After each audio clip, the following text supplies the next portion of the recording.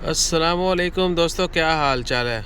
आप लोगों ने बल्कि बहुत सारे दोस्तों ने ये ज़रूर देखी होगी बिल्डिंग गोबरा में बन रही थी। अब जो है इसकी ओपनिंग हो चुकी है, सिर्फ ऑफिशियली जो है इनॉग्रेशन जो है वो बाकी है।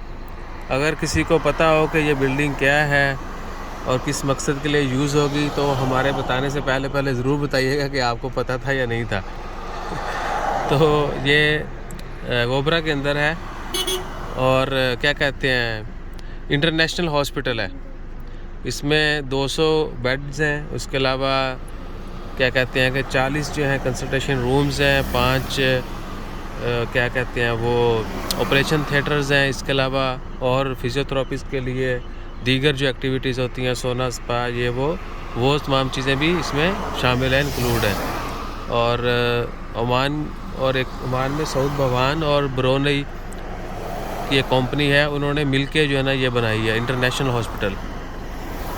सो इसके अलावा पब्लिक के लिए और दीगर जो है ना अथॉरिटीज़ उनके लिए ओपन किया गया था ताकि आवाम को जो है ना अवेयरनेस के लिए बताया जा सके। हम नहीं आ सके ड्यू टू सिकनेस, तो इंशाल्लाह नेक्स्ट विज़िट जो है ना अंदर से भी कराएंगे आपको और मज़ीद डिटेल जो है वो भी बताएंगे। और ज़रूर बताइएगा कि आप में से किसको पता था इस बिल्डिंग का।